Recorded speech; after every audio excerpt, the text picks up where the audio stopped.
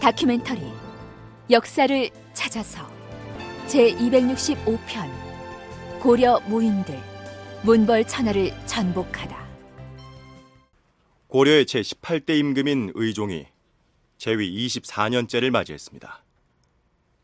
정월 초하룻날 대관전에서 열린 할애식에서 신하들은 의종에게 축하 표문을 지어 올립니다.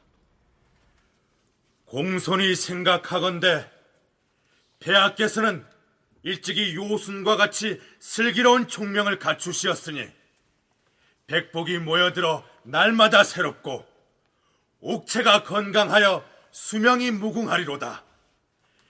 인자하신 마음과 두터운 덕으로 한 사람도 불우한 백성이 없으며 문화를 숭상하고 무력을 쓰지 않으시니 실로 영원히 행복을 누리리로다. 즐겨 신하들과 더불어 사륙체의 아름다운 문장을 지어 보이시어 북방과 동방의 먼 나라에서도 사신이 찾아와 축수의 잔을 올리나이다. 저희들이 태평성대를 만나 좋은 세상에 살면서 폐하의 조난을 배웁고자 대궐에 모였으니 어찌 만세를 3번 불러 폐하의 장수를 축원하지 않으리까? 만세! 만세! 만세!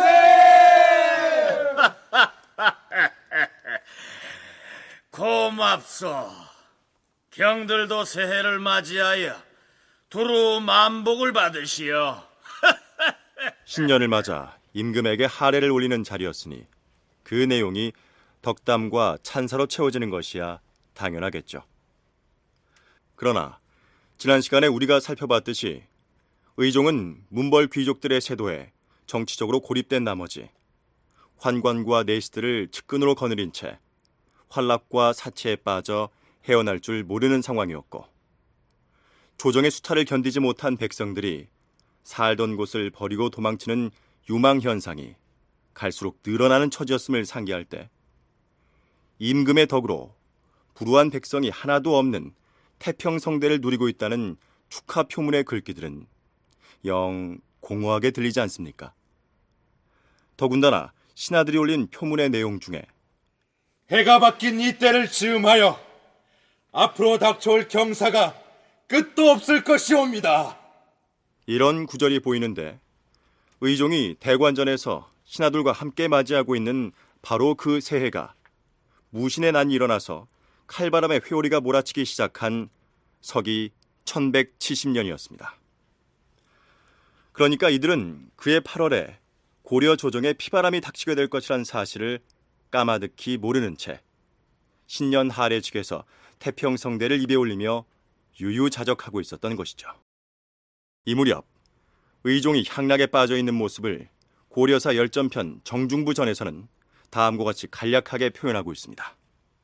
당시 임금은 주색에 빠져서 정사를 돌보지 않고 시도 때도 없이 놀러 다녔는데 행차를 하다가 경치 좋은 곳에 이르면 곧 수레를 멈추고 산천 경계를 완상하며 측근 신료들과 풍어를 읊었다. 임금이 풍어를 즐기는 것이야 탓할 바는 아니겠지만 그 때문에 정사를 제대로 돌보지 못할 지경이라는 것이 문제였습니다. 대왕 폐하, 이번에는 예성강 쪽으로 행차를 해보시옵소서. 예성강이라. 원래는 경복사에 행차하였다가 복룡사로 유람을 떠나기로 하지 않았더냐? 사찰로 행차하시기 전에 강에서 뱃놀이도 즐기시고 고기잡이도 구경하시면서 그 지역의 풍월에 능한 신하들을 불러 회포를 푸신 다음에 천천히 경복사로 이동하시면 될 것이옵니다. 지금 예성 지역 사람들이 폐하의 어가가 당도하기를 손꼽아 기다리고 있사옵니다. 그래. 그리하다면은 예성강으로 가자.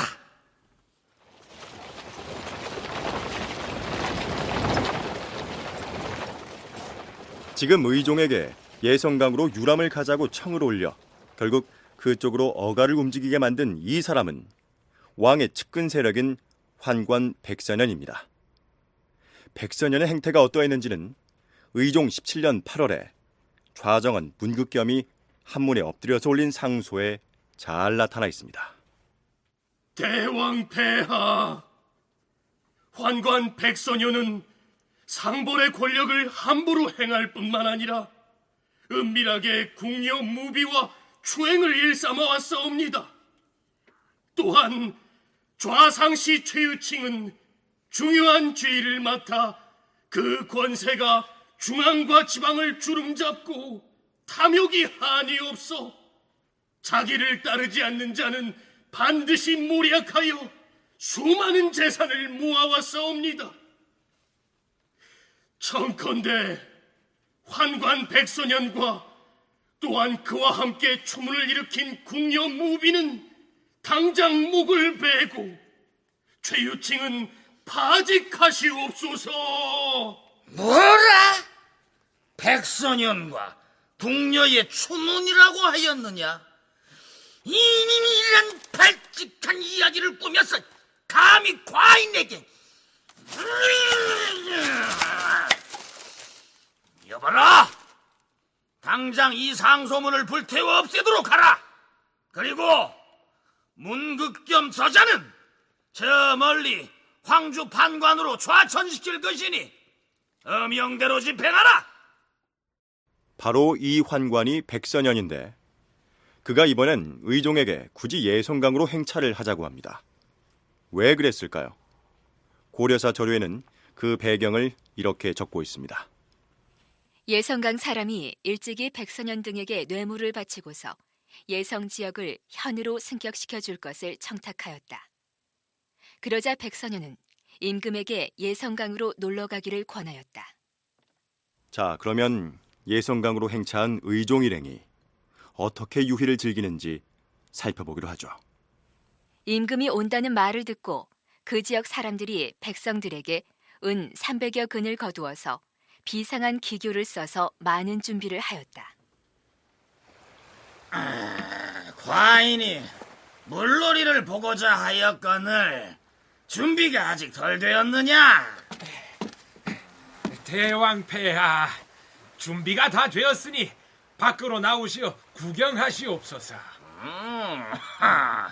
알겠느니라.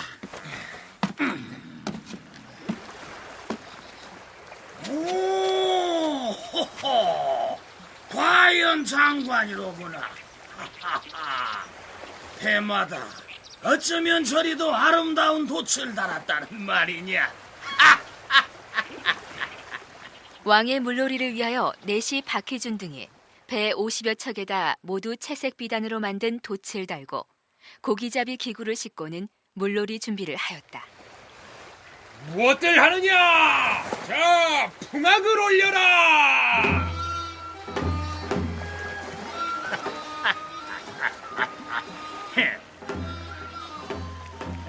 그런데 배에 탄 저자가 지금 무엇을 하려고 저러느냐?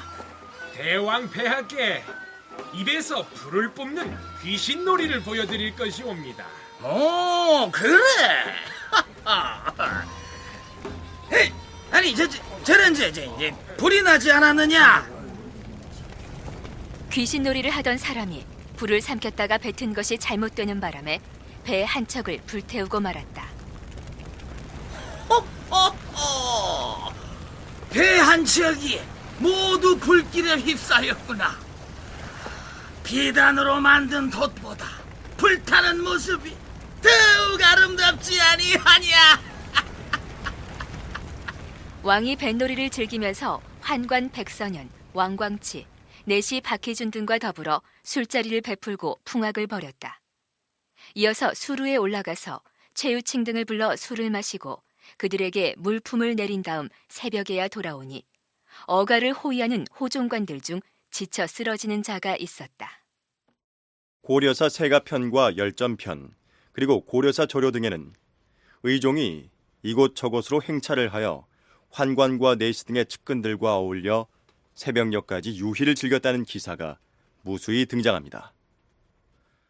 그러는 중에 무신들의 불만이 쌓여가는데요. 문신들의 경우 불만이 있더라도 임금에게 상소를 하여 간하거나 기껏해야 집단으로 출근을 거부하는 정도 외에는 달리 방도가 없었겠죠. 그러나 무신들의 경우는 창칼, 즉 무력을 지니고 있다는 점이 다르겠죠. 무신들에 의한 반란의 징후를 기록한 내용 중 가장 앞선 기사는 의종 18년, 그러니까 무신의 난이 일어나기 6년 전인 1164년의 고려사 조료에 나타납니다. 왕이 풍어를 읊으며 여러 학사들과 더불어 부르고 화답하기를 그치지 않자 대장군 정중부 이하 모든 장수가 비로하여 격분하고 한탄하였다. 정중부는 이때부터 반역할 마음을 갖게 됐다. 이 기록대로라면 정중부는 이미 6년 전부터 반역의 뜻을 품고 있었다는 얘기가 됩니다. 그러나 정중부가 문신에 비해서 무신이 차별받는 상황에 대해 마음속으로 불만을 가지고는 있었을지언정 이때 벌써 반역의 의지를 가지고 있었다고 보기는 어렵습니다. 정중부가 무신의 난을 실질적으로 계획하고 실천에 옮긴 지휘자였느냐 하는 사실을 살펴볼 수 있는 또 하나의 기사는 무신난이 일어나던 바로 그 1170년 4월의 일을 기록한 내용입니다. 왕이 화평제의 행차였다. 이때 왕은 경치 좋은 곳을 지날 때마다 매번 행차를 멈추고 총애하는 문신들과 술을 마시고 시를 읊었다.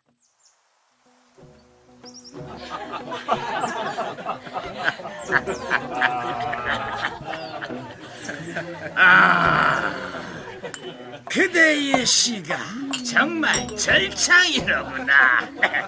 자, 과인이 술을 한 잔 따를 테니 받으라. 항공하옵니다, 대왕 폐하. 이번에는 과인이 지난번에 경룡제에 다녀온 기억을 살려서 시 한 수를 읊을 것이다.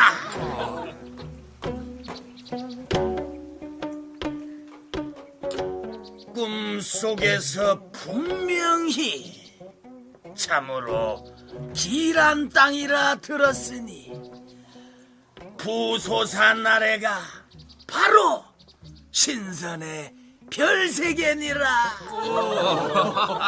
과연 대왕 폐하시옵니다. 임금은 측근의 젊은 내시들과 풍어를 읊느라 한창인데 어가 행렬을 호위하던 무신들은 밥도 제대로 못 먹은 상황이었습니다.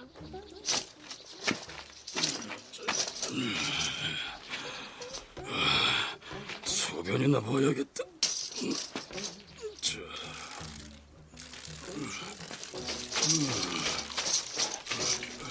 대장군 나리, 너는 사는 이방이 아니냐?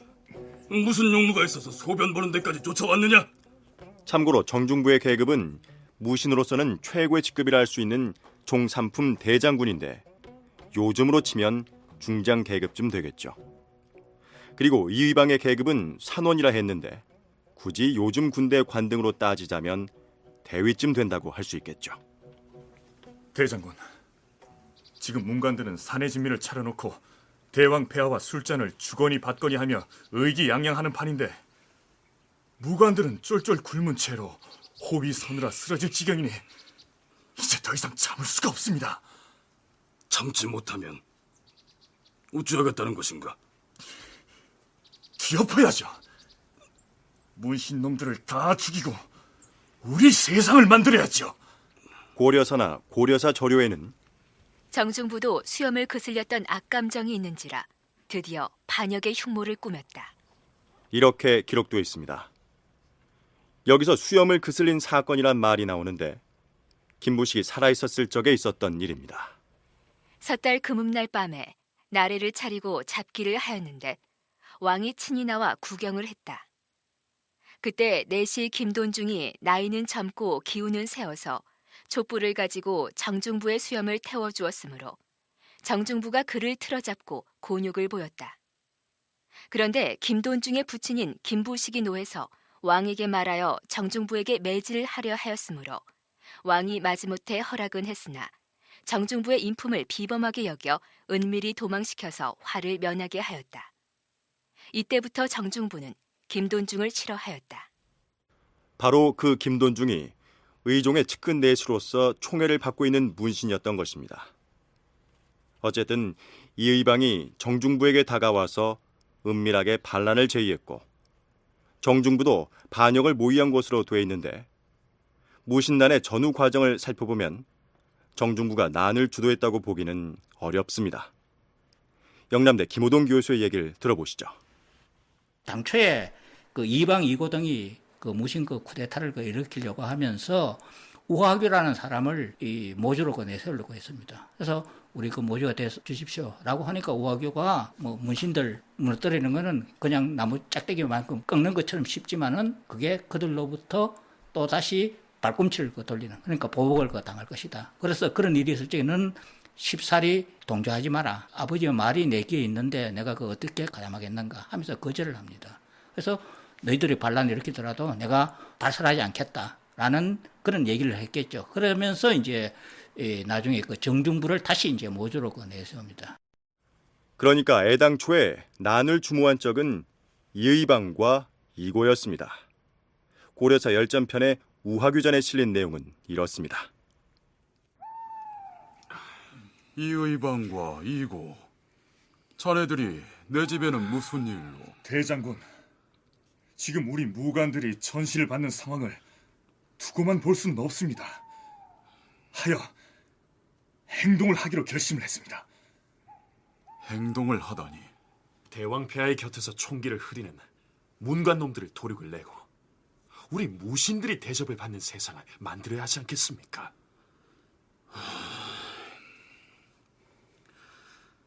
당연히 나도 무관으로서 자네들의 뜻은 충분히 이해하네만 기왕의 거사를 꾸미는 마당에 군대를 총지휘할 사람이 있어야 할 것인데 그 적임자가 바로 대장군이라 생각해서 이렇게. 내가 자네들의 청을 들어주지 못할 사정이 있네. 내 부친이 나에게 항상 훈계하기를 무관이 문관에게 멸시를 당하고 있는데 그 문관들을 제거하는 일은 썩은 나무를 쓰러뜨리는 것처럼 쉬운 일이지만 그들을 살해하면 곧 화가 미칠 것이니 마땅히 삼가야 할 것이라고 신신당부를 하셨네. 부친께서는 세상을 떠나셨지만 내가 자네들에게 훗날 죽음을 당할지라도 아버님의 유언을 거역할 수가 없네. 이의방과 이고가 반역을 모의하고서 모주, 즉 반란의 상징적인 우두머리가 돼줄 사람으로 처음에 대장군 우하규를 포섭하려 했으나 거절당하자 그 다음에 정중부를 찾아가 넌지시 제안을 했던 것이죠. 이들이 정중부를 자기들이 계획하고 있던 반역의 모주로 삼기로 한 데에는 정중부의 당당한 풍채도 감안을 했을 것입니다. 열전편 정중부전의 첫머리는 이렇게 시작됩니다. 정중부는 해주 사람으로 용모가 우람하고 눈동자가 모지고 이마가 넓으며 얼굴이 배곡 같고 수염이 아름다우며 키가 7척이 넘어 보기에 그 위풍이 늠름하였다.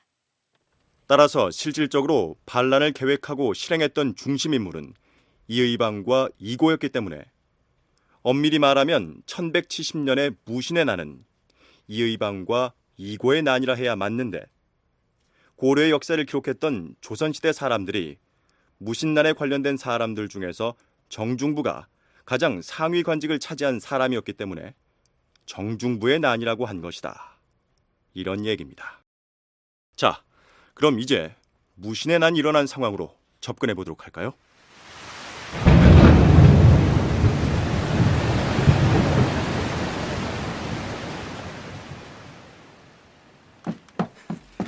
대왕폐하, 무슨 일이냐? 연복정 남천의 뚝이 터졌다옵니다. 연복정이라면은 과인이 뱃놀이를 즐겨 감상하던 곳인데 남쪽 제방이 터졌다면은 큰일이 아니냐? 어찌하면 좋겠사옵니까? 어찌하기는 무너진 제방을 다시 쌓아서 막아야지. 과인이 조서를 내릴 것이니 군졸들을 동원하여 무너진 뚝을 쌓도록 하고 그것이 여의치 않으면 인근 마을의 장정들을 징발하여 제방을 새로 쌓아야 할 것이다. 제방을 다시 쌓은 다음에는 제방 위에다 정자를 잘 짓고 갖가지 꽃들을 심어서 아름답게 꾸며야 할 것이다. 알겠느냐? 예, 대왕폐하. 이렇게 되자 제방 수리 공사를 위해 동원된 군사들의 입에서 불만의 소리가 터져 나왔는데, 어쨌든 군사를 동원하여 수리했던 바로 그 연복정의 남천 제방이 2달 뒤인 8월 달에 다시 터지는 사고가 발생합니다. 뭐라? 제방 수리를 어찌했기에 또 다시 터져 나갔단 말이냐? 군졸들을 동원하여 터진 제방을 막아야 할 것이니라. 이제 제방공사에 징발된 군졸들뿐만 아니라 그 군졸을 지휘하는 군관들 모두에게서 원망의 소리들이 터져 나오기 시작합니다. 그러니까 이때 반란이 이의방이나 이고 등 특별한 야심을 가진 무관들에 의해서 돌발적으로 일어난 것이 아니라 문신에 비해서 천대를 받아온 무신들의 불만이 골마 터진 것이다. 한남대 이정신 교수의 분석이 그렇습니다. 미리 반역을 계획하고 안 하고는 사실은 큰 문제가 아니라고 보여집니다. 그 당시에 전반적으로 무신들이 생활이 어려웠고, 그리고 그 현종 때 기록에 의하면은 국가 재정이 부족하자 군인전을 빼앗았다는 기록도 나오거든요.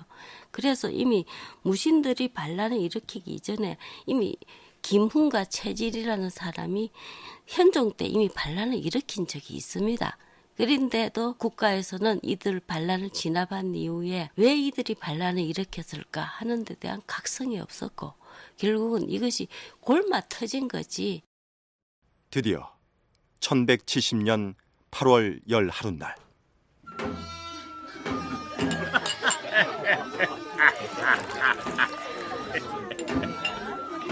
자, 이곳 흥왕사의 경치가 그만이로구나. 오늘 밤은 이곳에서 머무를 것이니 그대들은 마음껏 마시고 즐기도록 하라. 예, 대왕폐하. 대왕폐하, 그래. 무슨 일인가? 인근 수주에 사는 농민이 대왕폐하께 올릴 귀한 선물을 가지고 왔사옵니다. 귀한 선물이라. 그게 무엇인고? 밭을 갈다가 길이가 2치가량 되고 머리와 꼬리가 뾰족해서 마치 거북처럼 생긴 금덩이를 주었다 하는데, 그것을 이곳 지주사가 가지고 와서 대왕폐하께 바치려 하여 가져왔사옵니다. 오, 그래. 어디 보자. 오, 틀림없는 거북의 형상이로구나. 대왕폐하, 하늘이 폐하께 금으로 된 거북을 내린 것은 폐하의 성덕에 감응한 것이 아니고 무엇이겠사옵니까? 경아드리옵니다, 대왕폐하. 경아드리옵니다, 대왕폐하. 오늘은 기분이 좋은 날이니 어디 취하도록 마셔보자. 무엇을 하느냐? 풍악을 더 크게 울려라.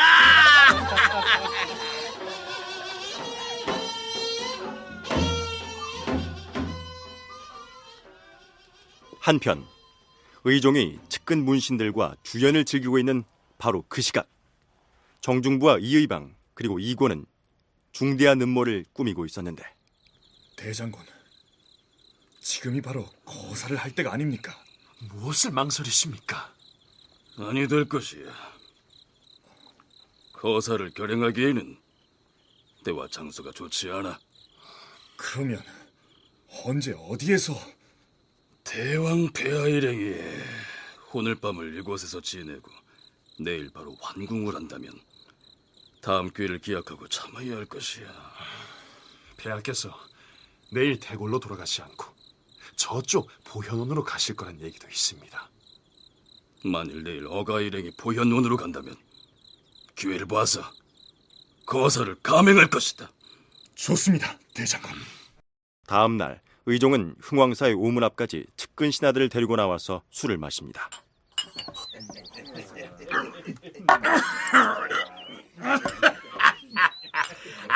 취하는 아니, 여기 정중부 대장군을 비롯한 무신들이 모두 모여 있지 않느냐? 이봐, 대장군. 예, 대왕마마. 이곳에서 주연을 마치면 어가를 어느 방향으로 움직일 것이옵니까? 보현원으로 갈 것이다. 그런데 어찌하여 군관들이 저리 어깨가 쳐져 있는 게냐? 가만히 있자. 이 터가 아주 훌륭하구나. 여기가 바로 군사훈련을 하기에 마땅한 곳이로다. 자, 모두 들어라. 저 앞 너른 터에서 오병 수바키를 개최할 것이다. 수바키에 참여해서 용맹을 떨친 군관들에게는 후한 상품을 내릴 것이다. 고대 사회로부터 맨손을 위한 그런 그 경기 이런 것들이 있었지 않는가 그렇게 됩니다. 고려 그 의종 때 보면 나중에 그 무신 때 한때 그 정권을 잡았던 그 이민 같은 경우에도 수박을 잘하여 그 의종이 그를 그 대정해서 별장으로 그 승진시켰다. 그리고 의종이 무신에게 명하여 오병수바키를 그 하게 했다. 장사들에게 수바키를 시켜서 이긴 자에게는 상으로 벼슬을 주었다. 뭐 이런 기록들이 그 굉장히 많죠. 그래서 어떤 면에서 이제 고대 그리스라든지 이런 데서 이제 그 투기장에서 하는 그런 거 일종의 이제 그 무예 연습도 되고 또 하나의 그런 그 관람 그 경기도 되고. 우리 전통 무예를 연구하는 사람들 중에서는 여기 등장하는 수박을 우리 전통 무예인 택견으로 풀이하기도 합니다. 또는 발로 차거나 다리를 걸거나 해서 상대를 공격하는 놀이라 해 각키라고 해석하기도 합니다. 그리고 후한서 부여전을 보면 순제 영화원년에 부여왕이 내조하였을 때 각저일을 하게 하였다. 이렇게 기록되어 있는데 거기 등장하는 각저희가 곧 각키이고 오병수바키나 택견의 원류에 해당한다. 이런 주장이 있습니다만 확신을 할 수는 없습니다. 그런데 고려사에는 수바키 앞에 5 오자와 군사 병자를 붙여서 오병수바키라고 적고 있습니다. 이 오병을 어떻게 해석할 것이냐를 두고서도 연구자들 사이에 논란이 있습니다. 정참모는 오병을 5명의 선수로 이해하고 이 오병 수바키가 단체 경기라고 주장한다. 이에 반하여 이용복은 오병의 오는 병졸 5명의 우두머리란 뜻으로 쓰이는 대오할 때 그 오자와 동일하다고 해석하여 오병 수바키를 부서별 대항 경기라고 얘기하고 있다. 이에 대하여 이진수는 고려사에 나타나고 있는 대목을 살펴보았을 때 오병 수바키가 단체 경기라는 표징이 나타나지 않으며 고려의 군사 계급 중에서 5개의 부서를 뜻하는 의미의 오병이라는 부서는 존재하지 않기 때문에 부서별 대항 경기라는 견해도 성립될 수 없다고 주장한다. 이진수는 오병은 한국의 전통 격투기와 씨름에서 볼 수 있는 승발 시합을 말하는 것 같다. 다시 말하자면 5인 승발 수박 경기이다. 이렇게 주장한다. 어느 해석을 따르든 의종이 고려 무신들에게 시킨 오병 수바키는 단순한 유희가 아니라 병사들에게 무예를 연마하게 하는 군사 훈련이기도 했습니다. 그런데 아주 사소한 일이 계기가 되어서 역사의 방향이 달라지는 것을 우리는 바로 이 수바키에서 확인하게 됩니다. 과인이 무관들에게 수바키를 베풀 것이라 하지 않았느냐? 자, 관등의 높고 낮음을 따지지 말고 앞으로 나와서 겨루어보라. 무관들은 앞으로 나와서 수박회를 시작하라는 폐하의 명이 안 들리느냐? 거기 대장군 복장을 한 사람하고 또 저 젊은 군관부터 앞으로 나와서 어디 한번 실력을 겨뤄봐라. 그런데 공교롭게도 대장군 이소홍이 오병 수바키에 나가 겨룰 선수로 지목되었고 상대방은 젊은 무관이었던 모양입니다. 자, 어디 한번 신나게 겨루어 보거라.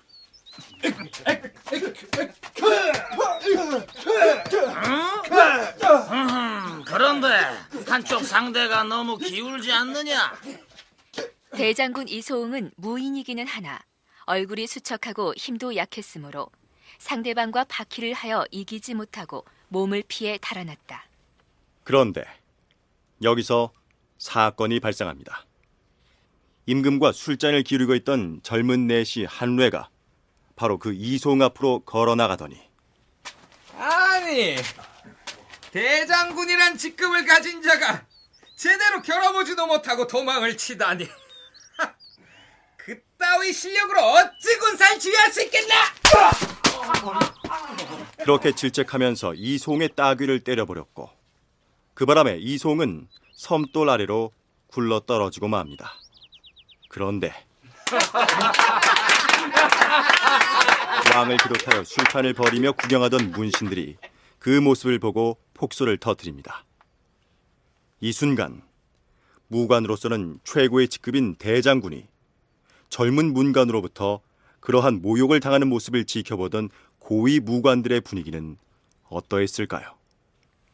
대장군 정중부와 김광미 그리고 양숙, 진준 등의 낯빛이 일그러졌다. 이윽고 정중부가 나서서 큰 소리로 말했다. 이게 무슨 망발인가?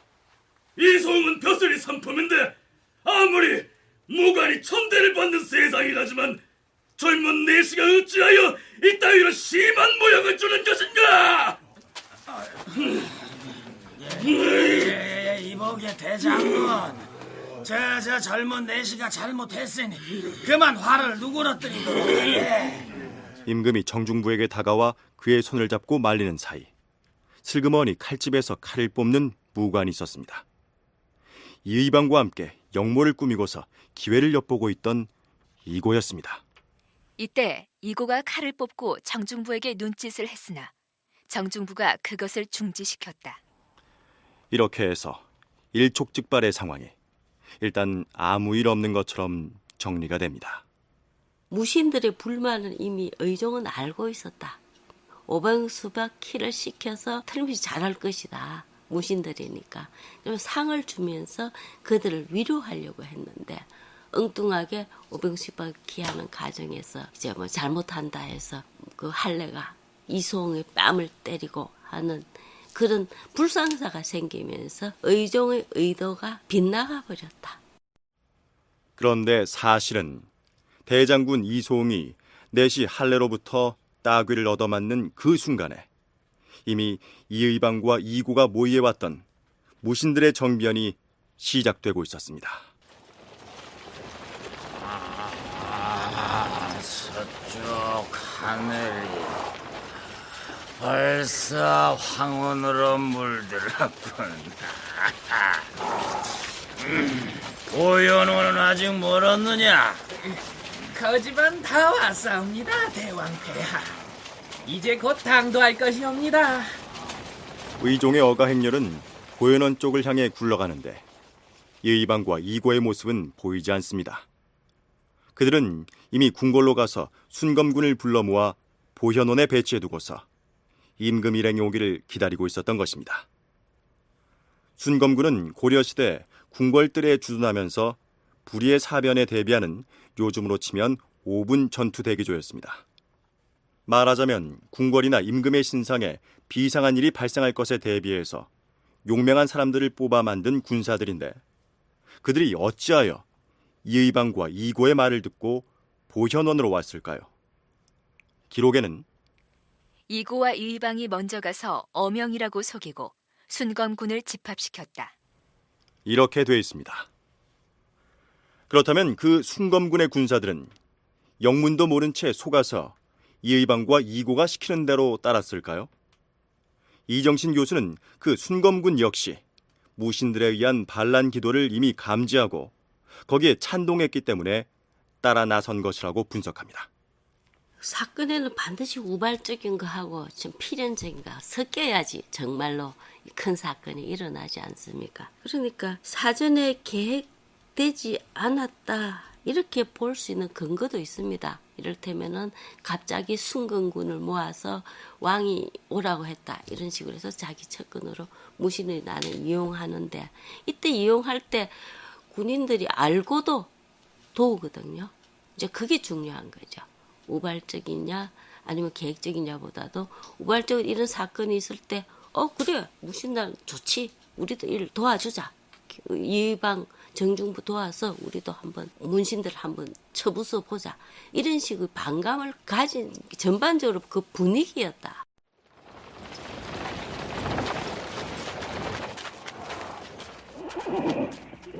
드디어 의종의 어가 행렬이 보현원에 당도합니다. 대왕폐하, 안으로 드시옵소서. 알겠느니라. 그대들도 가서 쉬도록 하라. 대왕폐하.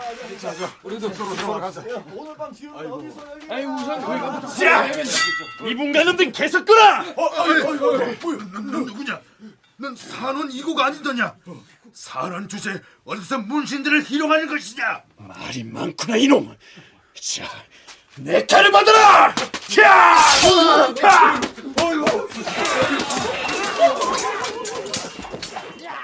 대장군, 서둘러야겠습니다. 벌써 날이 어두워졌습니다. 무관들은 모두 우측 어깨를 드러내놓고 또한 머리에 쓴 복들을 모두 벗기로 암호를 전달했다. 머리에 건을 쓰고 있는 자들은 모두 문관들이니 차가 없도록 하라. 알겠습니다. 자, 문관놈들의 목을 모두 베어라!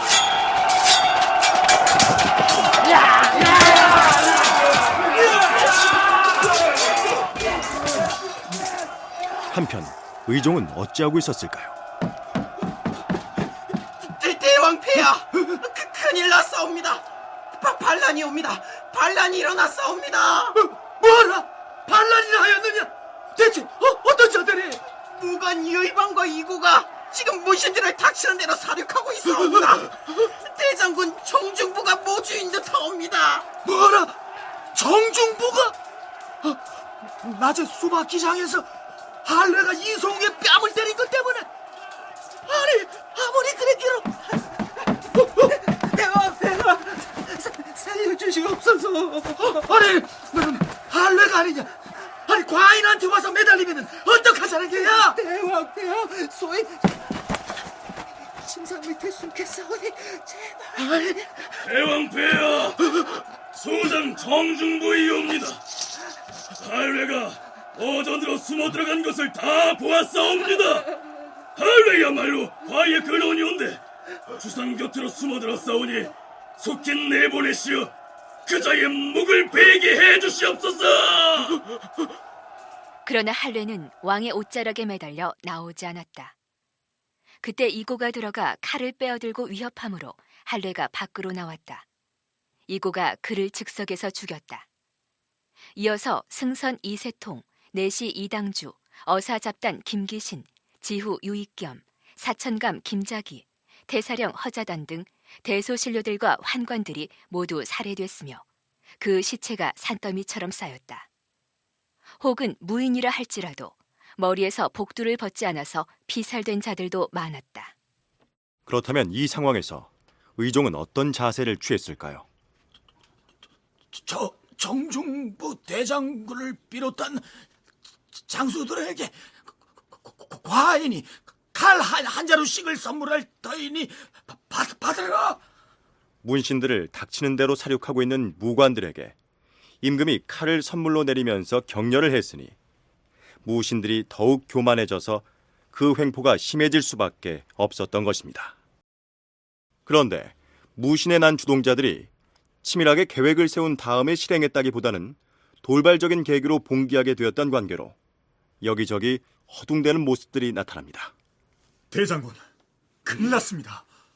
김돈중이 보이지 않습니다. 뭐라? 김돈중의 행방을 아무도 모른단 말이냐? 우리들의 거사를 먼저 알고 도망간 것으로 보입니다. 김돈중은 김부식의 아들로서 정중부의 수염을 태운 적이 있어서 그의 원한을 샀던 장본인이죠. 만일에 김돈중이 대궐로 들어갔다면 문제가 심각해질 수 있다. 대왕 폐하가 우리 수중에 있는데 무슨 걱정이시옵니까? 대궐에는 태자가 있지 않느냐? 만일 김돈중이 태자를 받들고서 성문을 닫아건 채 우리를 반란 두목으로 체포하겠다고 나선다면 일이 대단히 위태로워질 것이 아니겠느냐? 제가 날랜 사람을 김돈중의 집으로 보내서 소재를 파악하도록 하겠습니다. 얼마 뒤 김돈중의 집에 갔던 군관이 돌아왔는데 어찌되었나? 김돈중이 후게 집에 돌아왔다가 대궐로 들어갔다는 얘기는 없었나? 예, 대장군 나으리. 집으로 찾아가서 넌지시 물으니 대왕 폐하를 호종해 갔다가 아직 돌아오지 않았다 하였습니다. 잘 됐구나. 이제 우리들의 거사는 성공하였다. 성공하였어. 그런데 실상 김부식의 아들 김돈중은 어가 행렬이 보현원으로 가는 도중에 이미 난이 일어난 것을 감지하고서 길 가던 도중에 거짓으로 술에 취한 채해 일부러 말에서 떨어져 도망을 쳐버렸던 것입니다. 반란의 주동자들은 일부 군사를 의종이 머물고 있는 행궁에 남겨서 지키게 한 후에 곧바로 개경의 대궐로 돌아옵니다. 이때부터 또 한바탕의 사륙전이 벌어집니다. 이고와 이의방 등은 개경에 달려가서 대궐로 들어가 부사 양순정, 사천감 음중인, 대부소경 박보균, 감찰어사 최동식, 내사지호 김광을 비롯한 내 직원들을 잡아 죽였다. 또한 순건군을 인솔하고 태자궁으로 가서 행궁별감 김거실, 원외랑 이인보 등을 죽이고 별상원 10여 명을 죽였다. 그러고 나서 이렇게 외쳤다. 사졸들은 들으라. 문관의 탈을 쓴 자들은 벼슬이 낮은 설일지라도 모조리 죽이고 씨를 남겨두어서는 아니 될 것이다. 고려사 등의 사사는 이고와 이의방 등의 명을 받은 사졸들이 휩쓸고 다니면서 판이부사 최우칭과 허홍재, 동지추밀원사 최온, 국자감 대사성 이지심 등 문관 벼슬아치 50여 명을 찾아내 죽였다고 적고 있습니다. 한편 아직 대궐로 돌아오지 못하고 행궁에 머물고 있던 의종은 정중부를 안으로 불러들여 병란을 종식시키려고 시도합니다. 그러나 기록에 의하면 정중부는 의종의 부탁에도 불구하고 대답을 얼버무릴 뿐 확실한 말을 해주지 않습니다. 그러자 이번엔 무관들에 대한 승진 인사를 발표합니다. 이고와 이의방은 오늘부로 중랑장으로 임명할 것이며 기타 무관들은 한 계급씩 승진시킬 것이니라. 무신의 난을 주도한 이고와 이의방의 경우 산원에서 중랑장으로 승진을 했으니 요즘식으로 하자면 대위에서 대령으로 특진을 한 셈입니다. 그러나 이미 의종은 권력의 끈이 떨어진 처지라 그의 승진 발표는 무관들의 행동을 자제시키는데 영향을 끼치지 못했던 것입니다. 9월 초 정중부는 의종을 행궁으로부터 대궐로 환궁하게 합니다. 그런데 흥미로운 것은 바로 그런 일이 있은 직후에 보인 의종의 태도입니다. 이때 왕은 수문전에 앉아서 술을 마시면서 태연자약했으며 악사들에게 주악을 시키고 밤중이 되어서야 취침하였다. 이고와 채원 등이 왕을 죽이려 하였으나 양숙 등이 이를 저지하였다. 그림자처럼 붙어있던 최측근 환관들이며 내시들의 목숨이 추풍낙엽처럼 떨어지고 대궐 안팎의 문관 벼슬아치들을 찾아보기 어려울 정도로 집단 사륙이 행해지고 있는 터에 의종은 무슨 배짱으로 그렇게 태연자약, 악기 연주까지 시켜가면서 술 타령을 했을까요? 무신들이 정변을 일으키면서 의종을 폐시키겠다는 생각은 안 한 것 같습니다. 이게 어떤 면에서 보면 이제 그 측근 정치에 가담했던 사람들 중에서 무신 쿠데타의 한 축이 되거든요. 그러면서 의종을 폐시키려고 하지 않았는데 한간들의 반란이라든지 이런 것들에 직면을 하고 결국은 의종을 폐시키고 명종을 옹립하는 그런 상황이 되는 거죠. 그런 면에서 보면 어떤 면에서 자기와 가까웠던 그런 측근들이 어떤 무신 쿠데타를 일으켰을 적에 의종의 경우에도 어떤 면에서 보면 내가 왕위를 이어나가리라고는 생각을 했을지도 모르겠죠. 그러니까 의종은 측근 문신들이 무신들의 창칼에 무참히 도륙되는 상황에서도 자신은 계속 왕위를 이어갈 수 있을 것이라고 생각했을 것이란 얘기입니다. 이렇게 생각했을지도 모르죠. 이제까지는 젊은 내시들과 환관들이 내 오른팔이자 왼팔이었다면 앞으로는 저들 무관들이 나를 지탱해줄 세력이 되어줄 것이야. 무엇보다 정중부는 난이 일어나기 이전에도 과인이 각별히 가까이 했던 무관이 아니었던가. 그리고 김호동 교수의 얘기처럼 정중부, 이의방, 이고 등의 반란 세력 역시 애당초 임금을 패하겠다는 계획을 세우고서 거사를 진행한 것이 아니었을 가능성이 큽니다. 그런데 대장군! 폐하를 저리 두어서는 아니 될 것이오. 무슨 말인가? 왕족인 왕광치를 비롯한 몇몇이 사람을 모아서 대장군을 치려고 음모를 꾸몄는데 그 무리들 중 한숙이라는 자가 다행히 그 음모를 우리에게 누설해서 발각됐습니다. 그래서 어찌하였는가? 모조리 찾아서 죽였습니다. 아니 되겠다. 자, 다들 들으라. 대왕을 왕좌에서 끌어내려 거제현으로 추방할 것이며 태자는 진도현으로 보낼 것이다. 그리고 태소는 후환을 없애기 위해서 목숨을 거둘 것이니라. 이리하여 의종은 멀리 거제도로 쫓겨나게 됩니다. 그런 다음 정중부와 이의방 그리고 이고는 군사를 거느리고 의종의 둘째 동생인 익양공 왕호의 잠저를 찾아갑니다. 옥좌를 비워둘 수 없사오니 소인들과 함께 궐로 납시시어 용상에 오르시옵소서. 그게 무슨 소리요? 날더러 용상에 오르라니. 감축드리옵니다, 대왕폐하. 감축드리옵니다, 대왕폐하. 의종의 둘째 동생, 즉 인종의 셋째 아들이었던 왕호가 왕위를 이어받아 제19대 명종이 됩니다. 이로써 무신의 난은 1차적으로 마무리되는데, 그러나 무인들의 문관들에 대한 학살극은 이제부터 새로운 국면으로 전개됩니다. 이상으로 서기 1170년에 발발했던 무신의 난의 발단과 전개 과정을 살펴봤는데요. 무신의 난이 일어나게 된 몇 가지 배경을 짚어보도록 하겠습니다. 흔히 문관을 우대하고 무관을 천시한 결과로 이 난이 발생했다고 얘기를 하는데요. 왕조가 개창되어서 어느 정도 안정기에 접어들면 문치 위주의 정치가 이루어지는 것은 자연스러운 일이란 것이 학자들의 견해입니다. 이정신, 김호동 두 교수의 얘기를 차례로 들어보시겠습니다. 왕건이나 역대 왕들 입장에서 볼 때는 당연하죠. 자기들이 나라를 세우고 하는 과정에서 사실은 국가가 위기일 때는 글이라는 게 아무 소용이 없거든요. 칼 들고 무기를 잘 쓴 사람이 최고다. 그러다 보니까 이제 개국 공신들도 전부 무신이었을 것이고, 그 과정에서 이제 이와 같은 칼 든 사람들은 또 많은 휘하들, 사병을 거느리고 있고, 이것이 전부 왕권의 위협을 가져올 수 있습니다. 그렇기 때문에 가능한 한 문신을 우대하는 분위기, 특히 광종 때 과거시험을 통해서 점차적으로 더 정착시켰다. 왕조 초창기에 국가를 처음 열고 이제 정권을 안정화하기 전까지는 무적 능력이 요구되는 거죠.